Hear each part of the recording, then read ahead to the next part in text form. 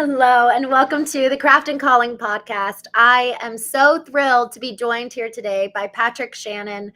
Y'all, he not only successfully owns two different businesses, LeadSnap and the Concrete Marketers, serving concrete businesses and really helping them strengthen how they're found in the industry, their advertising, but also he was a former professional poker player for 10 years, where he really learned the secret art of mastering himself and others. And so Patric, thank you for joining us today. You're such a dynamic and interesting person, and you've got so much to offer us today, and I'm really looking forward to this conversation.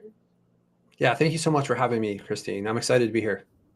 I'm so excited for this conversation. One of the things that we addressed kind of in the green room was honestly really addressing the fact that a lot of leaders in the trade specifically are living with head down, really moving through life at a very rapid pace with very little time for themselves. And you said this brilliantly, is that we all, so often will think, well, if I just do more, I'll be more efficient. But because we're getting to this place of burnout, our 10 hours a day is really only 50% of what we could give rather than the alternative. So I want to talk today about the alternative for leaders, especially when they're in a stressful time or there's a time of uncertainty. How can we really strengthen ourselves? This podcast is called The Craft and the Calling. We focus so much on the craft, but what about our calling? What about the who behind the what we do every single day? So I'd love to hear more about that. 12 months ago we met, and since then you've been on an incredible journey that I'm excited for you to share with us today. Yeah, absolutely. So I think, the trades, they attract a certain type of person. And I think we can instantly come to an image in our head that's pretty similar, right? I picture a man, right? And I picture someone who's a really hard worker. And a lot of times these people, they're working with their hands. They're tough guys. They've got like an alpha attitude. And this idea of taking time for yourself, I think there's an association with weakness. And if you kind of, the saying, success leaves clues. And I can look across all the different companies that we've worked with. We're managing hundreds of sites in the concrete space. And there's clear differences between the ones that are doing multiple millions of dollars and the ones that are trying that, maybe they're doing 500, 750K. It's a different mentality. And the people that are in that 500K, they've just kind of like got their head down, and it's just the goal. Like the pathway is just work harder, right? The people that are on the other side, they're more business people. They've kind of stepped back, zoom out.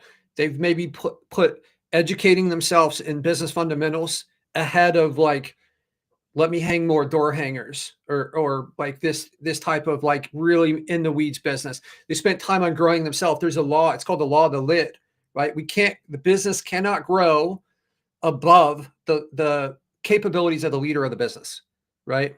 It's just like it's the law. So I think it's kind of like inherent into the business that these people are going to struggle against themselves, because it's this idea of like, I've got to work harder, I've got to do this, versus like really what is needed is you got to pull yourself out, you got to take care of yourself, right? We talked, like you said, we talked a little bit about this in the green room. Patric, what you just said, the law of the lid, I've never heard of that.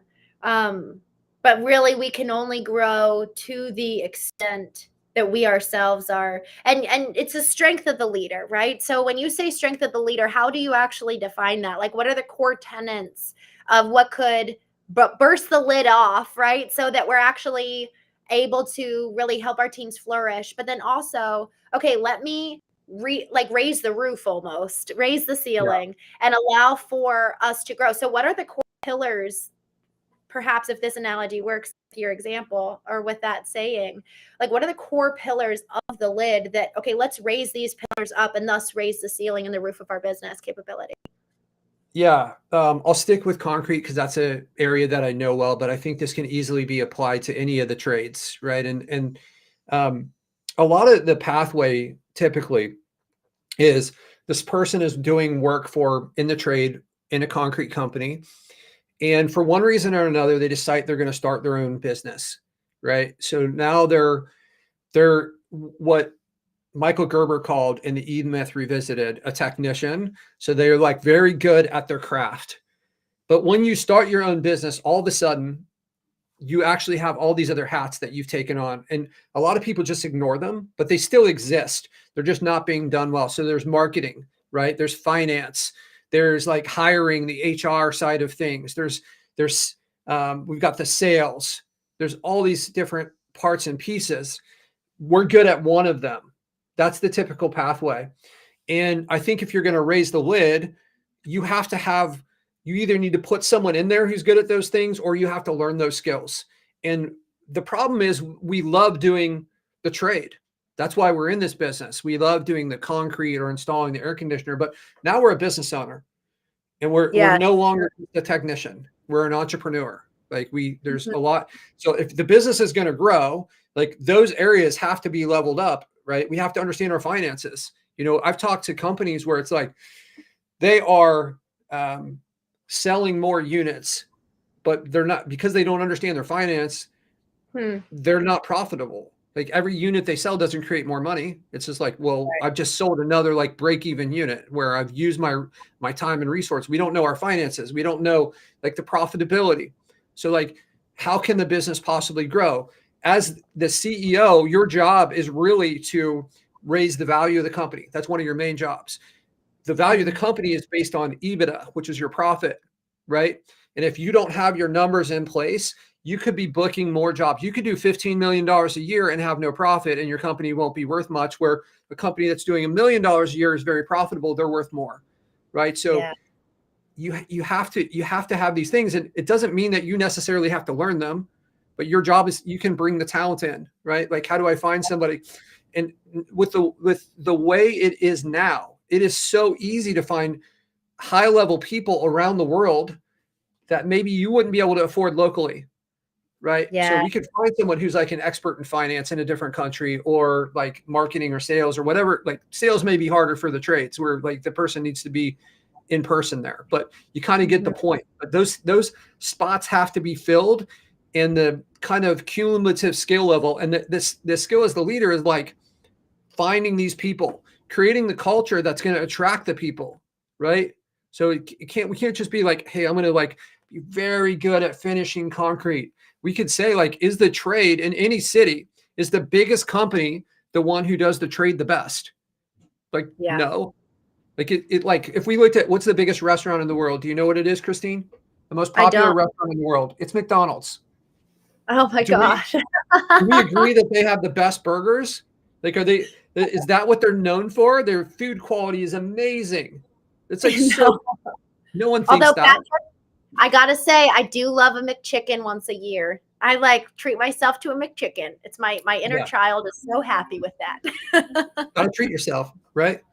But like the growth is not pinned to like the quality. I'm sorry, Yes. Christine. Give me 1 second. Oh, puppy. That's so cute. I don't know if anyone else likes a good McChicken, but that's that, and also Chick-fil-A peppermint milkshakes. Those are I've mine never tried a too. peppermint milkshake, but I'll tell you, I'm a little bit of a sucker for that. I don't know if they still do it. The McRib. They used to have the McRib at Oh, McDonald's. I've never It's had like a that. little, yeah. I It's don't. not it's not good It's ribs, funny. but I think it's that our childhood experience comes out, and we're like, oh, the memories. yeah, for sure. So funny. Keep There's going some good though. memories tied to that.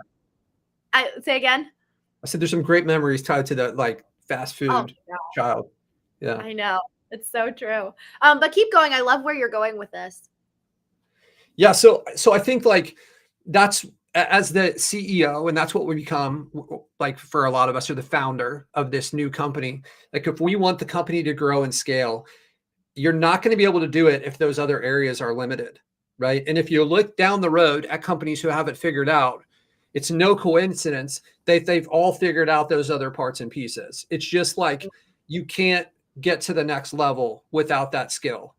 Or like sometimes you can get there, but it's going to be capped until you figure it out.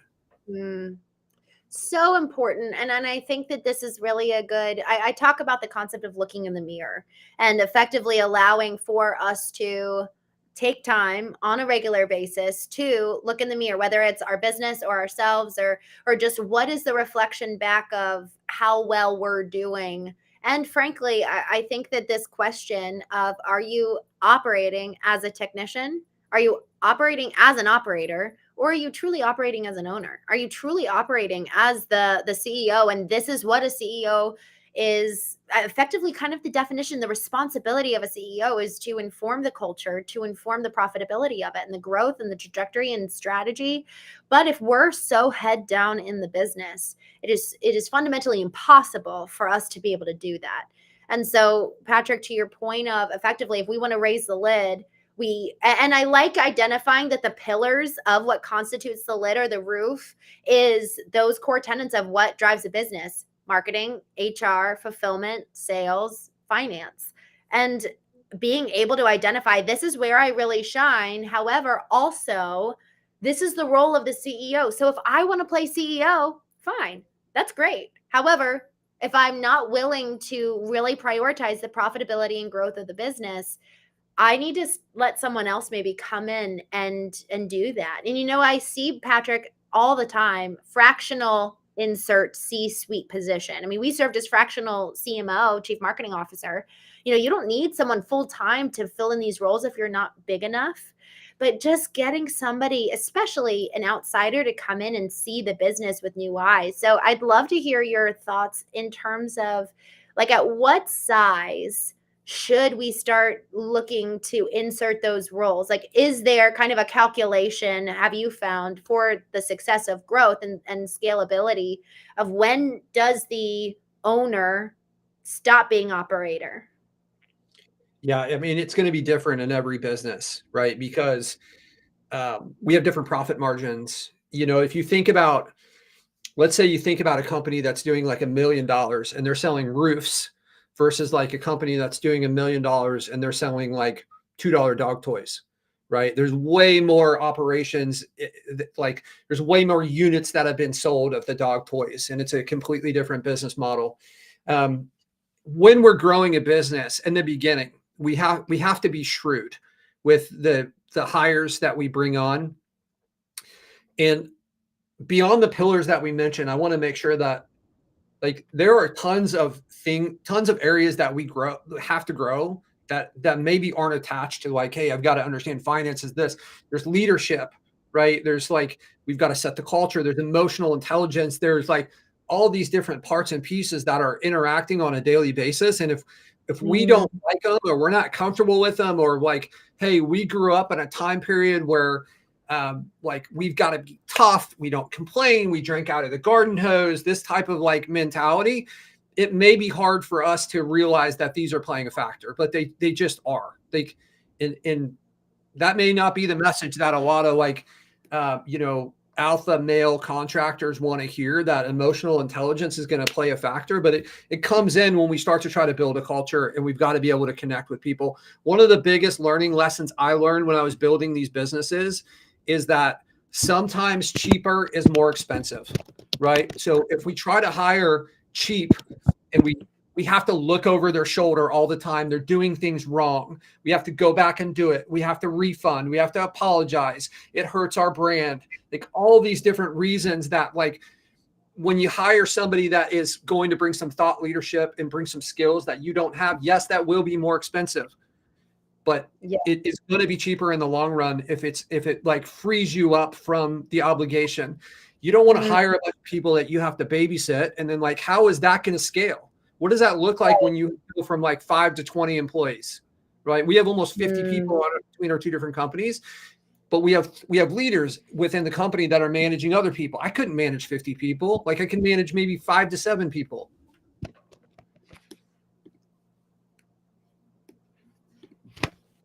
Did we disconnect? I think okay, I think we're back. You were coming in and out for the last few seconds, but I wasn't sure if that was just me. So I just I kind don't of know. let it roll. Yeah.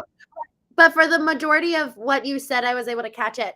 Patrick, what you're saying here, the way that, as you were kind of describing, like almost in between the core pillars of what constitutes a business, in between HR and marketing and sales and fulfillment and finance, there's like this through line of leadership and emotional intelligence and being able to handle interpersonal relationships and the back and forth of what's the customer journey. And there's just all these like elements that kind of are supporting threads that ensure that pillars aren't operating in isolation, because that's one of the most dangerous parts is when you see sales and marketing that aren't, you know what, I wonder, am I being disconnected? It's just kind of like freezing for a second at a time, but I think I'm following the main thread. I don't know if it's on my end or your end. I'm at my house on a I what I thought know. was a stable I connection. am so bummed because I'm loving this conversation. Um, I guess we'll just keep going and hopefully this will work out in the end. Um, but there's these really important threads that kind of bring us all together and bond us, because otherwise everyone's operating in silos, and then it's impossible to have a business that's really operating at the level that they can, for whether it's scale, sale, or succession. Whatever your goal is as the owner, wherever you're taking the business, man, there has to be the it's almost like coherency across all of these core pillars that constitute a business. And so when you're talking about leadership, can you share a little bit more about what of the things that you've done over the last 12 months to really strengthen your own leadership and the way that you show up? Yeah, there's a couple things that have been really helpful for me. Um, I hired a performance coach, which on some ways almost feels like a therapist at times.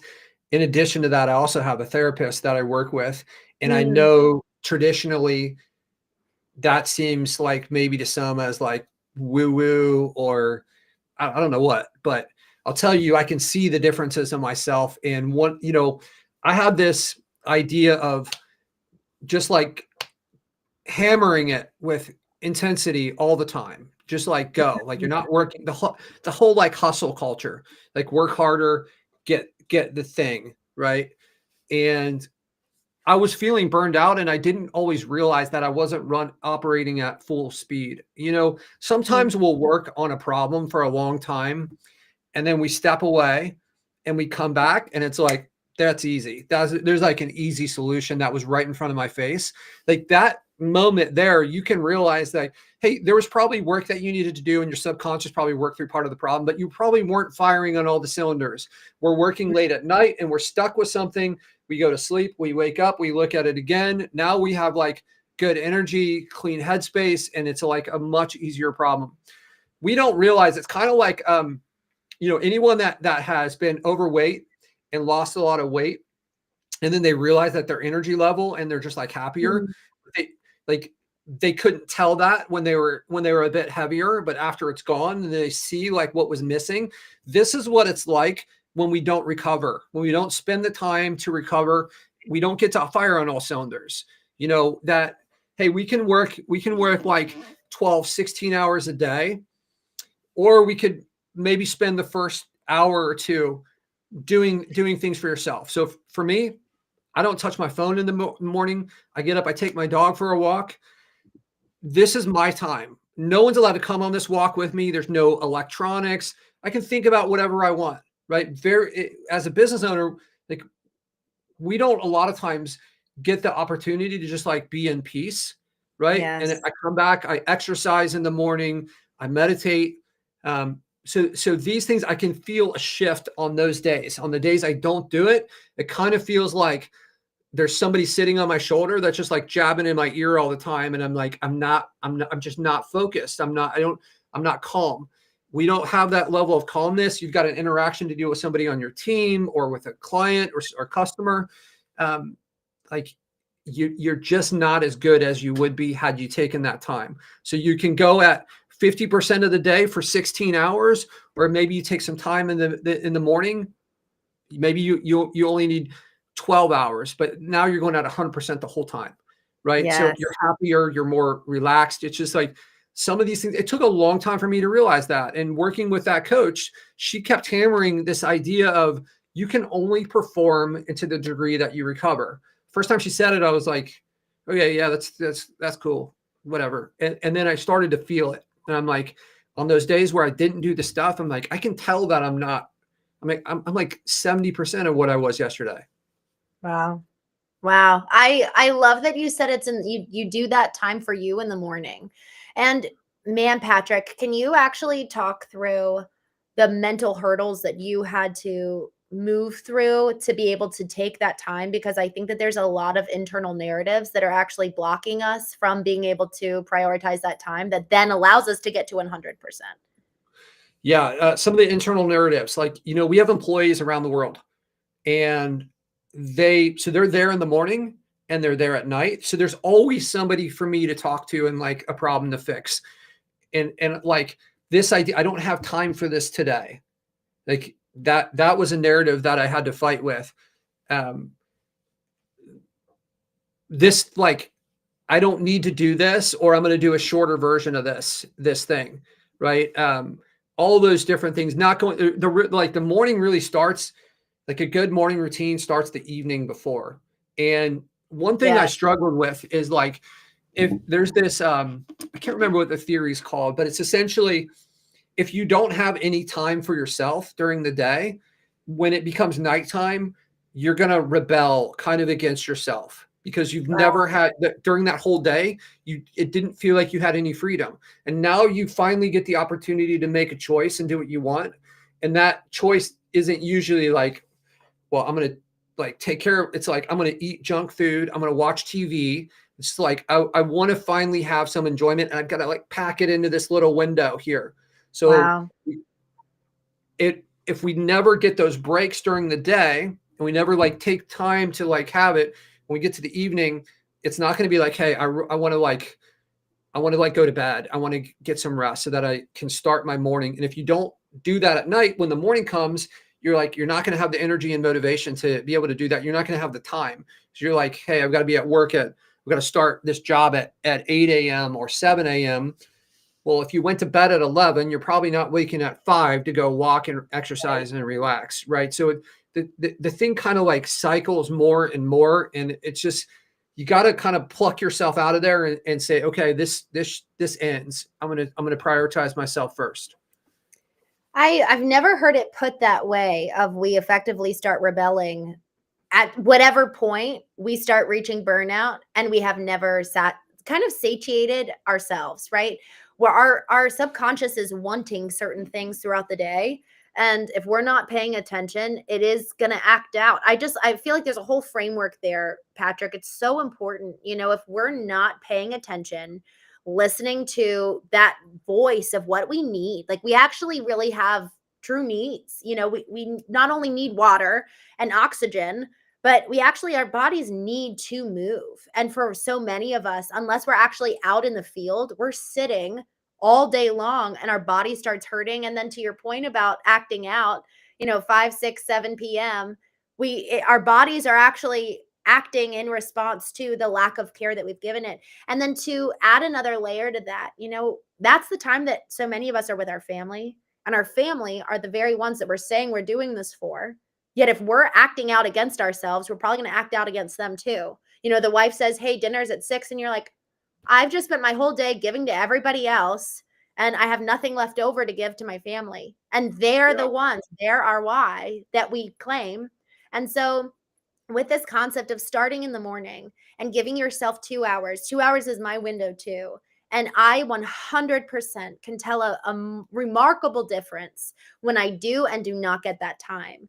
Because in one sense, it's actually it's responding to the prioritization and hierarchy of, man, I know that if I give and fill up, there's like a filling up of the gas tank, where we go and we exercise and we do either journaling or just whatever your practice is in the morning. It's like putting a gas, hooking up the gas and filling up our tank so that we're not running on fumes, and the sleep beforehand. I'm so glad you said that, because that really is the trigger to having a good morning routine.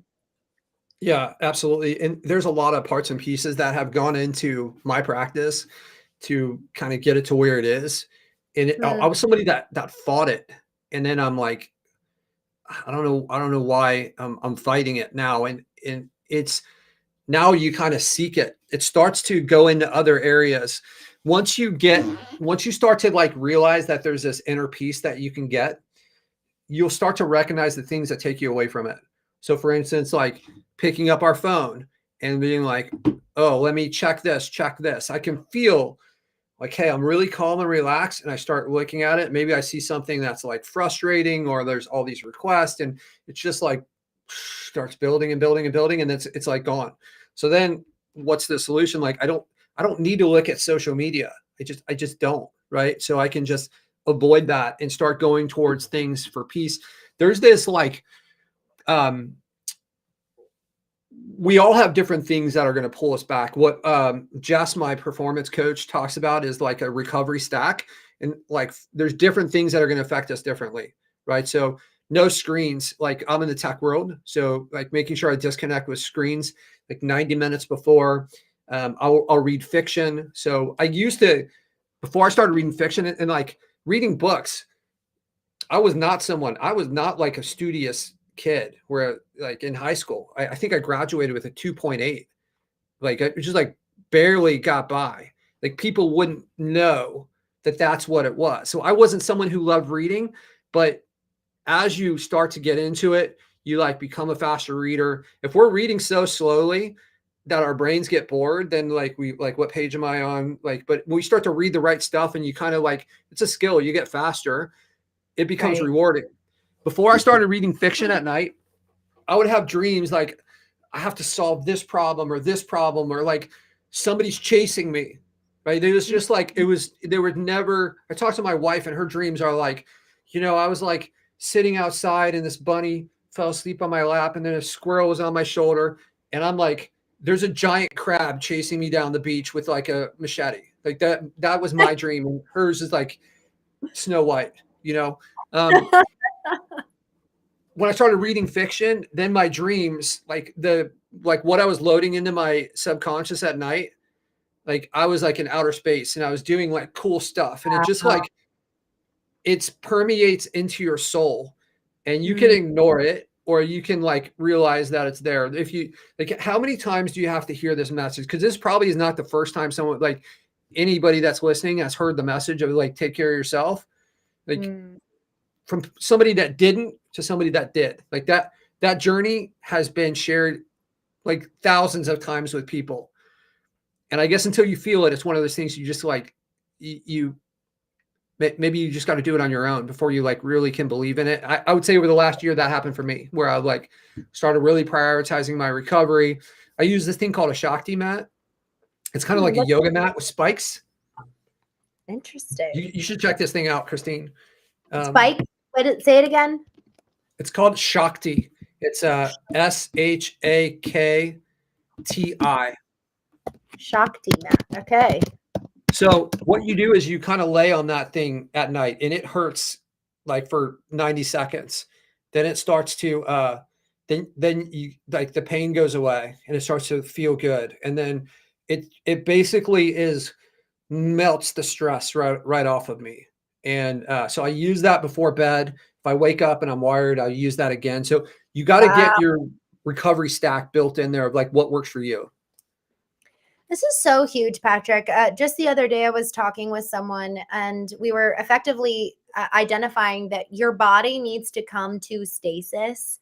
It effectively needs to come to this level of calm if we ever want to train it something new.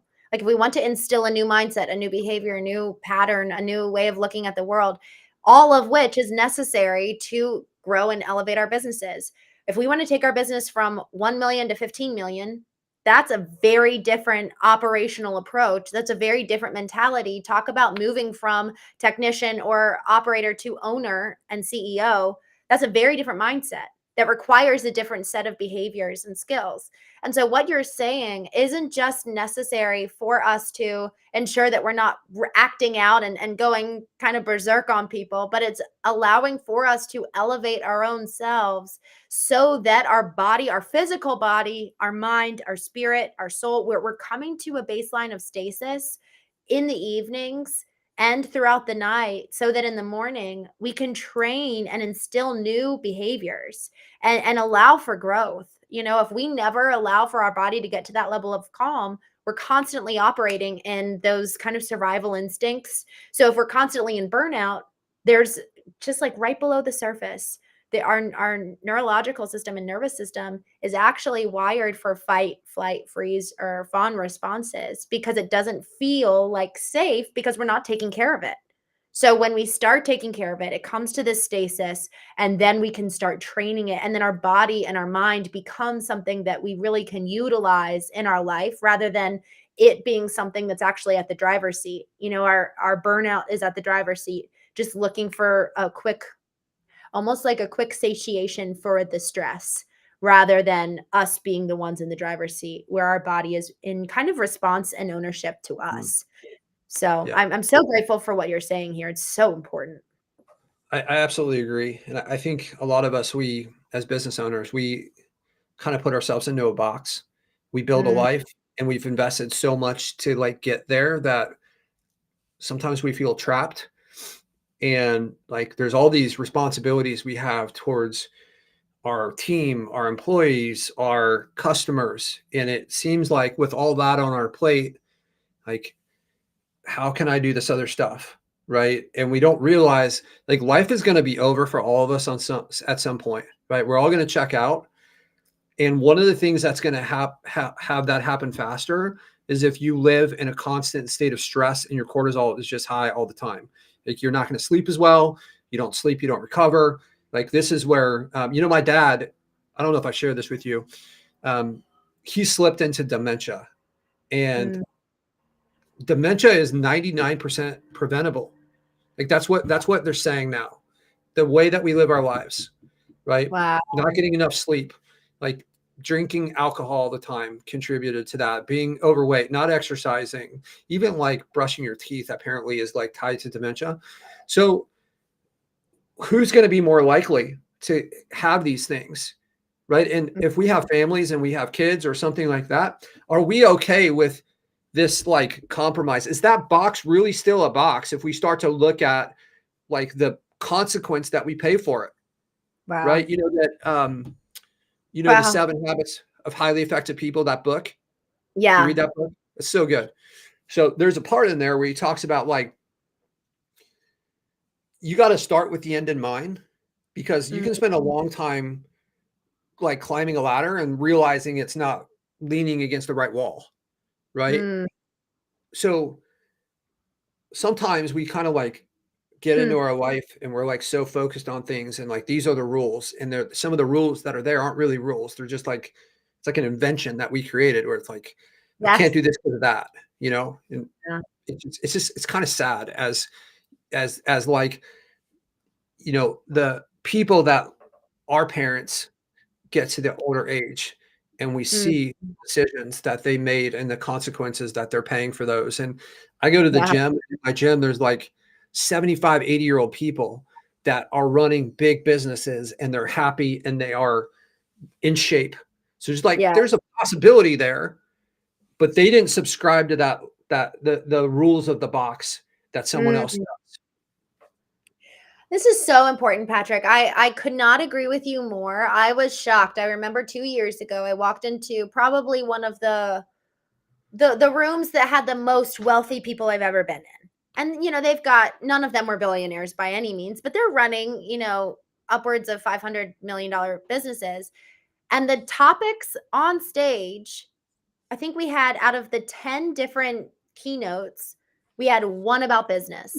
The rest of the 9 were about how to be healthy, how to orient your own self, what are the decisions you're making, how to be a better leader. Rarely it was talking about business, which was just like, okay, if you want to get to that level, not that 500 million is your goal by any means, but if you want to mentally and emotionally get yourself to the level of that type of leader, that could be qualified to run that type of business, these are the things that we need to be talking about.